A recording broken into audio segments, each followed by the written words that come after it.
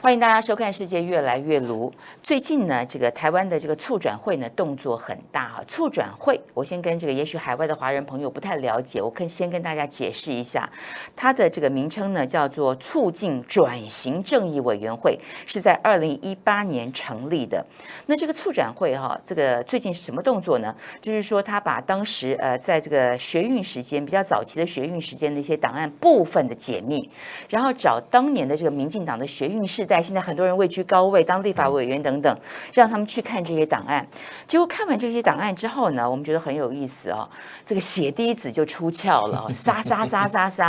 照理说你要先杀国民党嘛，国民党威权时代啊，对不对？做了多少坏事啊？但是很特别，这个血滴子他们先砍的是自己人啊，包括蛮有意思的。第一个就是民进党的创党党主席江鹏坚呐啊，现在金报原来他是国民党的特工，国民党的线人呐，据说他在临终前坦白忏悔，但是这个江鹏坚人家已经过世21年了啊，现在等于是一个怎样鞭尸的概念吗？不管是还是不是，在这个时候，金报呢，当然我们看到国民党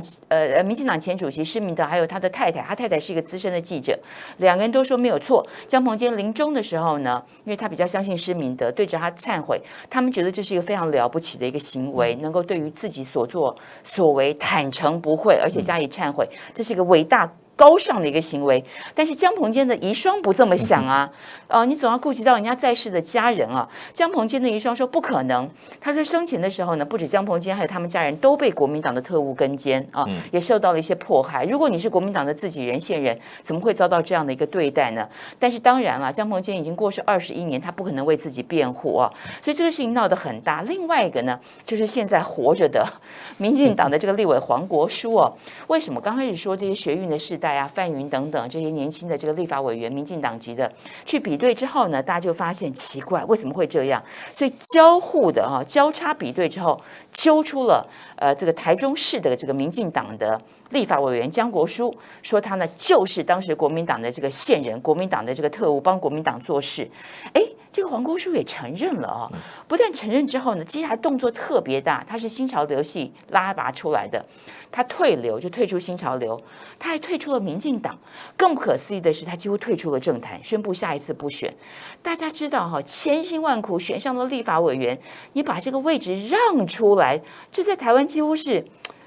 比登天还难的一件事情啊！所以大家觉得有这么简单吗？只是因为你几十年前做的那些错事，而且他也不为自己辩解。当初啊，我被迫啊，怎样，有很多不得已。过去民进党的很多不得已啊，比方说你拿了国民党奖学金出国，都是因为那时候没办法，穷啊，他都有很多理由，都可以被原谅，都可以被接受。为什么这个黄国书事情会闹得这么大？当然也传出了他得罪了新潮流的大佬，叫厉景祥。黄国书年轻的时候呢，厉景祥一路拉拔他，推荐他加入新潮流，还让他住在家里。后来厉景祥呢，看到这些解密的资料，赫然发现自己家里面的格局图竟然被画了出来。这一比对就想嘛，只有黄国书住过他家里，所以就认为是黄国书。所以呢，他其实不是这个学运世代没有这么大的本事把他从政坛拉下来，是这个新潮流大佬的一怒哦，一个人可以决断一位立委的生跟死，这也让大家觉得有点瞠目结舌。这就是民进党式的民主啊！这是比国民党的威权还要再威权的一个概念哈。那我先把这些背景资料告诉大家，然后我们就请这个介老师来点评。转型正义啊，好像越转越乱。这个血滴子出鞘哈，先砍2个自己人给你看嘛哈，一个往生走的，一个现在活着的，一个老人，一个年轻人。只要非我族类，得罪我，对我的利益有所损害，就先砍再说哈。管你什么创党党主席，管你是谁哦。那但是很多人就要问哦，这个促转会1年花了我们台币1亿5千万，算一算啊，里面每个人的薪水大概就10万多，高薪啊，是民间企业的2、3倍哦。那你做的是这些，怎么讲？是在几十年前的正义，那请问现在的不正义呢？现在特别是民进党带给大家的不正义，或者说我们再近一点，蔡英文，过去的国民党权贵出身，他有没有拿国民党的好处？这个部分的档案解密，大家是不是更想看？对，我想还很多。如果要一个个去看的话，民进党说谢长廷的问题就很大。谢长廷他当时还去告别人，他说他拿了调查局的咨询顾问费哈。结果他2个案子告别人的，结果检察官都没起诉，也可见他有问题。检察官就告诉那个判决不起诉的处分，就是根于告诉世界上谢长廷有问题。那还有很多。不过民主进步党我觉得真的他用这个党做他的名，这2个字一个民主，这2个概念是亵渎的这2个字，他最不民主，他骨子里面最没有民主，然后呢一点也不进步，里面的他现在你看家族化，对不对？党派系化、权贵化，他稍微才尝到一点权力的滋味，就本色通通出来。他不但没收了台湾的民主，现在还进一步蔡英文要没收他自己的党内民主。其实民进党我们知道很多人当初是穿草鞋在街头抗争的，不惜坐牢的等等那么现在怎么变得那么温顺好像都像蔡英文称臣臣服的概念。现在等着他分钱分官他手上有多少2兆2000亿的预算1年嘛？他又举债了2兆多，这都是人民的血汗钱，都花到哪里去了？你看，都给他的这个给他的亲朋好友，一人得道鸡犬，通通有好处要官的有官，要政府的标案有标案，对不对？要有这个政府的补助都有所以说到底这些人说到底问题还是在蔡英文身上。蔡英文不但现在是这个台湾的领导人同时他也是民进党的党主席这个大权一把抓他说了算那我就请谢老师来带大家看一下蔡英文到底是什么颜色蔡英文是绿的吗？但是大家都知道蔡英文其实就是当年受国民党重点栽培，当时她很年轻嘛，又是女性就是这个样板的功能也很强，又是留英的会讲英文，家世也很好等等，所以放在这个位置上确实让国民党气象一新、耳目一新的感觉。他受国民党的重点栽培，有人这样讲，他喝国民党的威权奶水长大那么蔡英文是不是也有一本他自己的一些档案呢？大家真的很想看，包括过去的这个陈水扁的副手吕秀莲，当时是台湾的副领导人，吕秀莲是坐过牢的他是真正的我们看到是这个为了民主有付出的当然大家知道刚开始呢，在民进党内，凡是那些坐过牢的辈分都特别高，陈菊等等。那蔡英文不是嘛？他是养尊处优，家境很好，大学就开着跑车上学的这种，然后又受到国民党的栽培所以刚开始他当民进党党主席的时候非常不能服众，但那时候是因为陈水扁的贪渎案，整个民进党的士气垮得一塌糊涂，根本大家对民进党灰心，没有人要出来领导民进党，所以蔡英文是在那样的一个情况之下，没有人要做，所以他出来，他学者出来，李远哲去拜托他，你出来吧，因为大家都不愿意，所以蔡英文那时候捡到枪，但是一路呢平步青云到现在，所以我想问一下这个谢老师请问蔡英文到底是什么颜色？如果这个档案当中有蔡英文的资料，应该很有趣吧？蔡英文留英的时候拿的奖学金Henry Luce 这个奖学金呢，听说跟国民党关系非常非常密切。它是杂色。对，你说那个马它有的说是白马黑马，对不对？他身上各种颜色都有那这个他事实上是他父亲栽培的，他父亲蔡念生蔡杰生发了大财以后他是结交各方的政治人物他蓝绿都通结交，就是要栽培他这个小女，跟日本人也很好嘛，也到大陆投资所以他是一个生意人的方式，就是商人都投资，所以他跟蓝绿的大佬都很好。可是蔡英文最后他能够平步青云我想完全靠的是李登辉。李登辉以他的影响力最后把蔡英文拉起来。所以蔡英文你要看他个人的记录的话，他曾经讲过我读的是中国书，我是中国人。对，那时候他是担任这个陆委会主委，是在陈水扁任内但是李登辉提拔之后，就等于是说李登辉卸任后托付给陈水扁所以大家就知道蔡英文跟李登辉关系多好，所谓情同父女。当然民间有很多谣传啦说他们两人之间关系没有大家想象的那么单纯等等，但是我相信这些都是谣传。不过蔡英文说实在的，他刚开始在这个政坛上崭露头角，尤其是位居要津之后，很多人就发现他好像气质跟马英九特别像。有人说他是个女版的马英九就怎么他身上散发着一股国民党的气息。吕秀莲讲的最好，吕秀莲说那他就是国民党出来的哎呀，马英九还好一点，马英九还比较有人的气息。我跟蔡英文曾经一起出国开过会，我就觉得他身上非常真的，他那个阴改成阴，他很阴。阴阳的阴下，对，他不太跟人互动的。那我跟他出国开会的时候，我们一群人，他就是只搞他自己的，然后呢，就是很孤独的，独行侠的概念，有这个感觉。可是呢，他不跟大家聊天，他不跟大家开玩笑什么的，他就都穿黑的，然后背一个包包，就是一个独行侠。然后也不太跟大家这些互动。可是呢，我那时候就注意到，因为我们那时候都是一个团去 WTO 开会嘛，那时候团长是经济部长可是经济部长王志刚来的时候，他对王志刚特别热络，然后也很会讲话那我那时候就注意他，这个人不简单嘛，对，大概就平常没有对他有价值他根本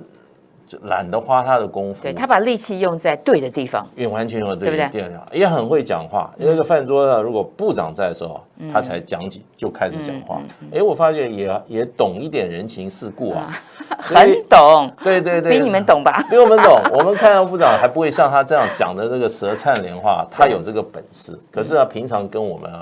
就不互动。所以我那时候对他就有这个印象了。那真的，我觉得他当了总统以后，我觉得会搞成就这样，台湾就是这样。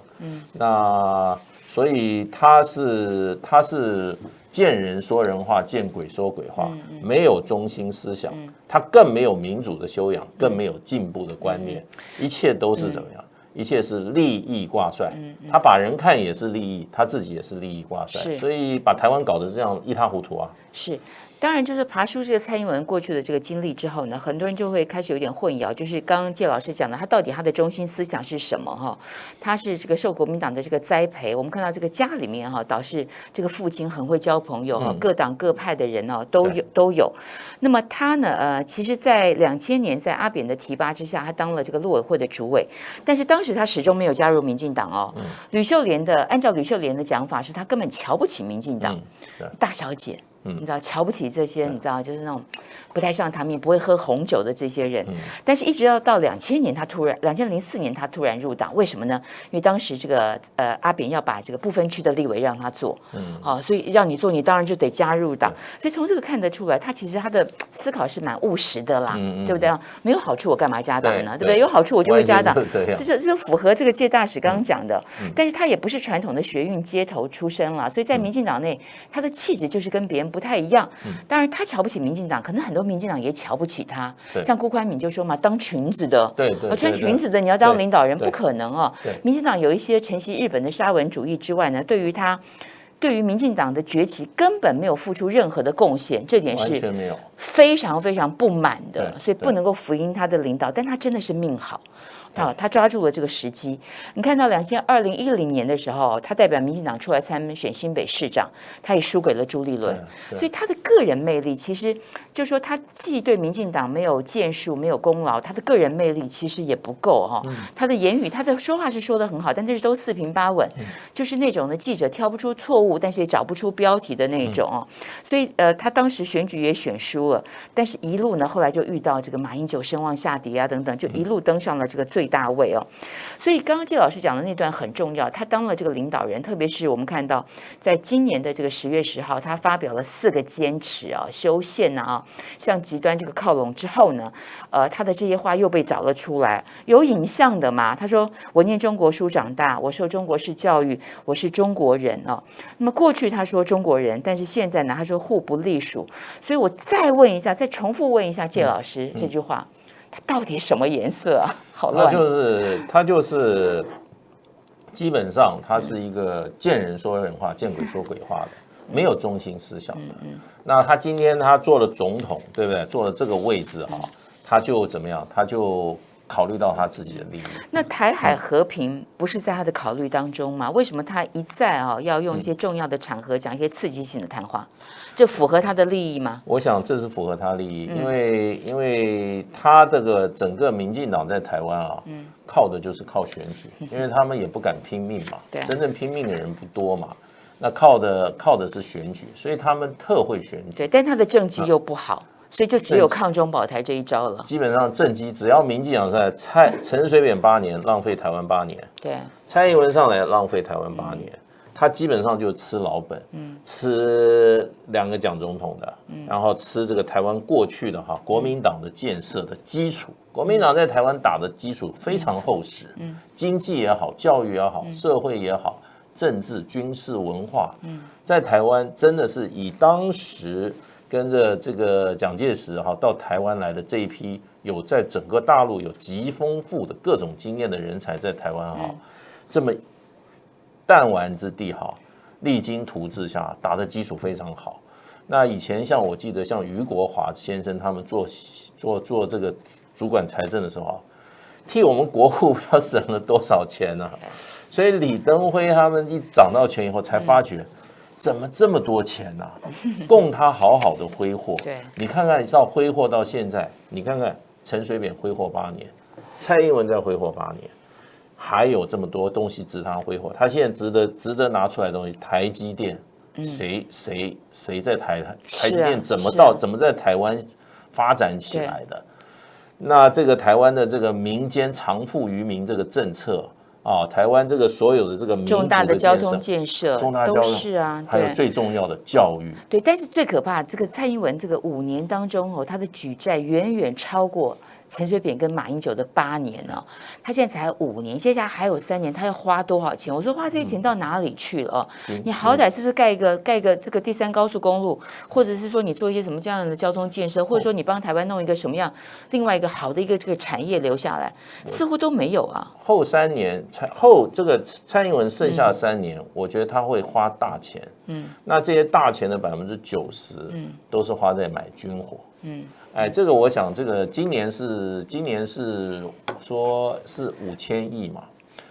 那个马英九下来的时候是3000亿，对，他已经快1倍了。那后面的，我觉得后续的话，他那个3年大部分钱都花在军备，然后呢，我想也都丢到水里了，因为美国人在这里面，他在那边操控，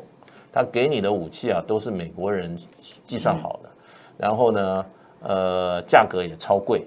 然后可是呢，你这个3年是不见效的，因为你买到最后它到位可以使用也不是3年，是5年以后，所以我觉得蔡英文会大花其钱。那这个过程，这个未来的3年